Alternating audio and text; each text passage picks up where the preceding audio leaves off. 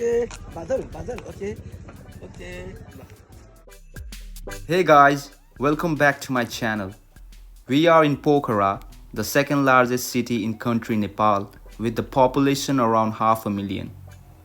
Pokhara is a metropolitan city located in the central part of Nepal, best known as a gateway to Annapurna Circuit, a popular trail in the Himalayas.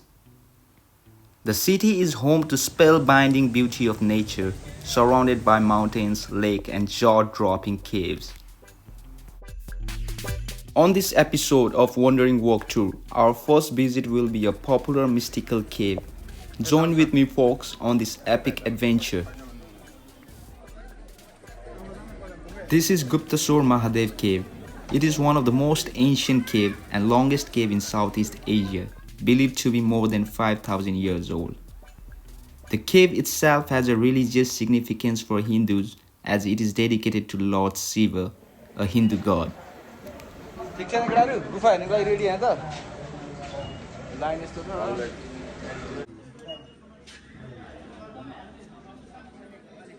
घाम छ यहाँ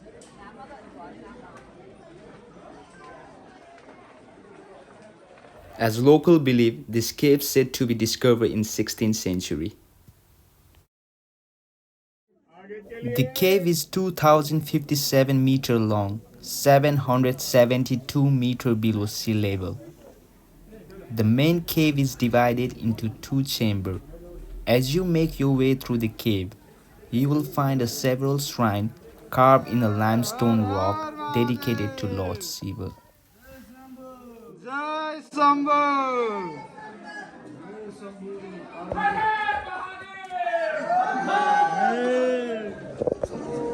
म चाहिँ शिवजीको कैलाशतिर लाग्दैछु अन्धकार छ As we move forward, we find a Shiv temple inside the cave. Unfortunately, on this side, videography and photography is strictly prohibited. According to the Hindu mythology, Lord Ram made a Shiva linga and prayed inside this cave during the time of his exile in Treta Yuga.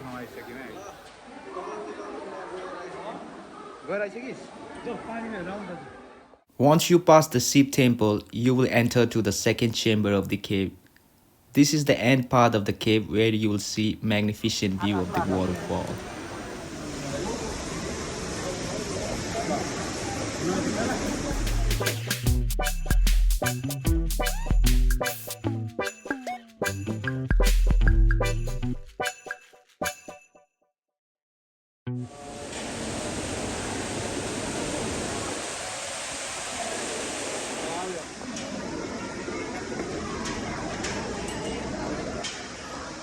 हाम्रो के आएर यस्तै बसिरहेछ हामी फर्किने क्रममा छौँ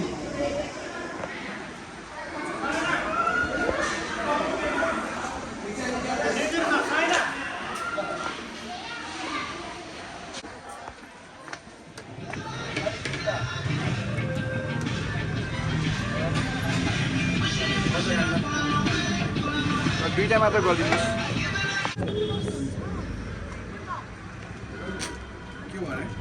glass लिने रहेछ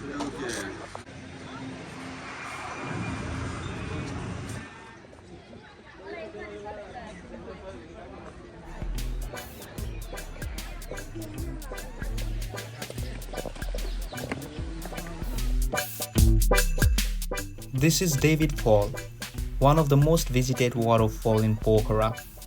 The magnificent waterfall is unique from all other waterfalls as water flows into the tunnel which approx 500 feet long, runs 100 feet below ground level, lost in the earth. As you see, the bottom is not visible from above. There is a terrible story behind the name of this waterfall. In July 1961, a woman named David swapped away into the fall's water. Sadly, the body was found only after 3 days. The devastated husband suggests the name of the falls should be attributed to his late wife to pay homage to her. Thus, the locals started calling the falls David Falls.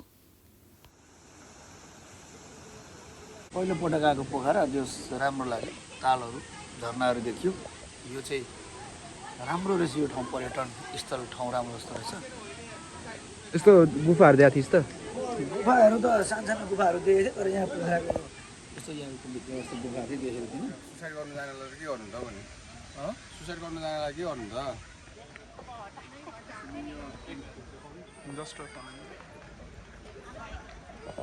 ल तेरो इच्छा पुरा गर्नु छ भने त सिक्का हालेर पुरा गरे केटा होइन त्यो पानीमा डुब्दैन होला भरे भेला पार्ने काम मात्रै होला।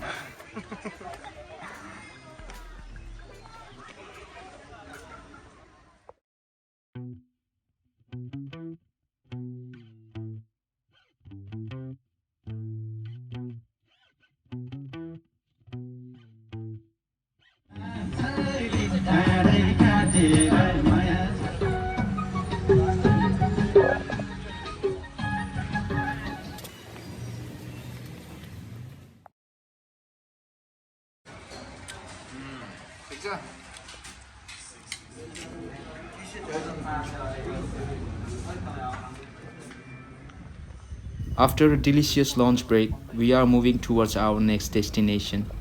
The destination will be Mahendra Cave and Samera Gufa.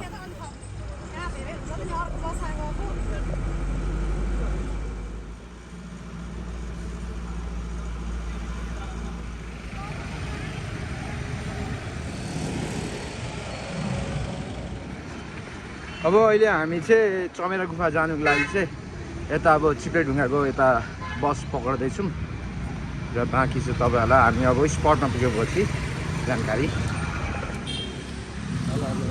र ठिक छ गाइज, हामी बस चढेर चाहिँ यहाँ चिप्ले ढुङ्गा आइपुगिसक्यौँ। चिप्ले ढुङ्गादेखि चाहिँ अब हामी चमेरा गुफा महेन्द्र गुफा जाने यसो बस पक्रेर चट्ट जाने सोच गरिरहेको छौँ।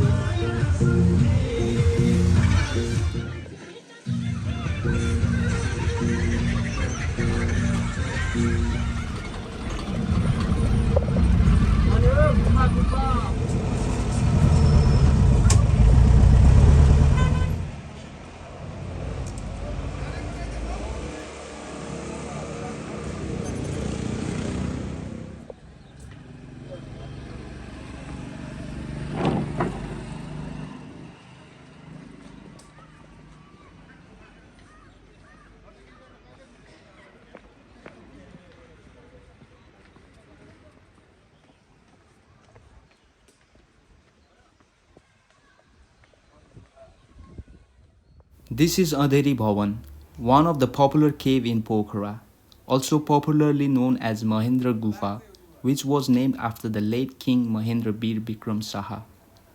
This cave was discovered by locals in 1950s. Mahendra Gufa is a natural cave of 125 meter length. It is said that cave was around 700 meter long before the 1990s earthquake, which was the worst earthquake Nepal had ever faced. This cave also consists of a big boulder of rock. Many of these tunnels of the cave are blocked by these huge boulders. This cave is also home for the wild bats. Large number of bats can be seen in the dark ceilings. Afford गरिरहेको छु खै light बाल्दै केटा बाल्दा बाल एकछिन यहाँ यहाँले नि त यस्तो हुनु पर्यो नि स्टप छ र यहाँदेखि चाहिँ स्टप रहेछ र स्टप त के हो यहाँ रहेछ नि त्यस्तो सानसानो दिल विदेशमा भएपछि नेक्स्ट लेभलै हुन्थ्यो होला है यो यहाँ त पुरै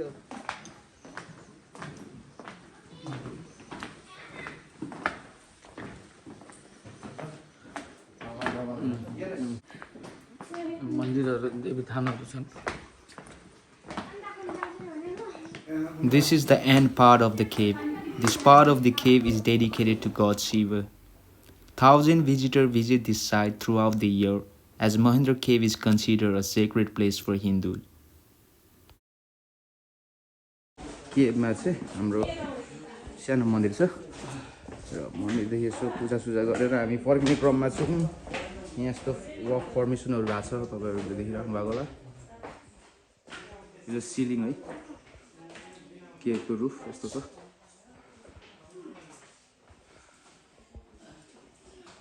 यो चाहिँ महेन्द्र गुफा चिन्ने ठाउँ अरे क्या चाहिँ यसरी राख्नु भन्छ गरी टाउटोमा यो राख्नु पर्ने त्यो पछि आउँदाखेरि फेरि देखिन्छ अरे क्या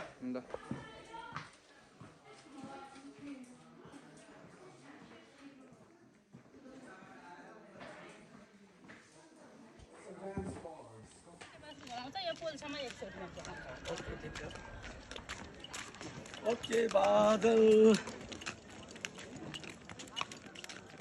ल घुमाएर आउन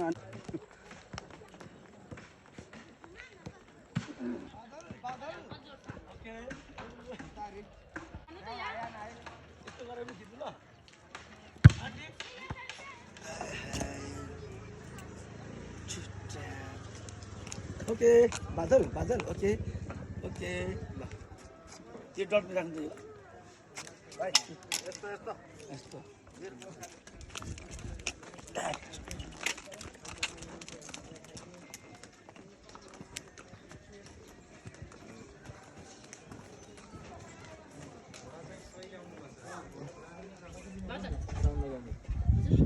यसरी हान्नु आउँदाखेरि दुई दिन प्रकारको हुन्छ अब यस्तो गरेर यस्तो गर्दा पनि हुन्छ होइन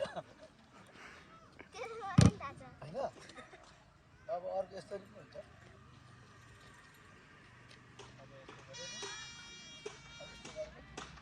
यस्तो गरेर यसले हान्छ नि यसले मार्नु यस्तो गरेर हान्छ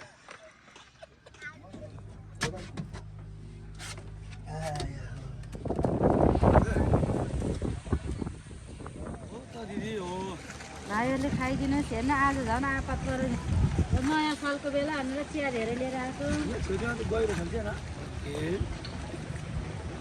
धेरै टाढा आएको रहेछ नि त अनि लिनु आउँदै आउनु भएन बहिनी एउटामा चाहिँ नहाल्देऊ ल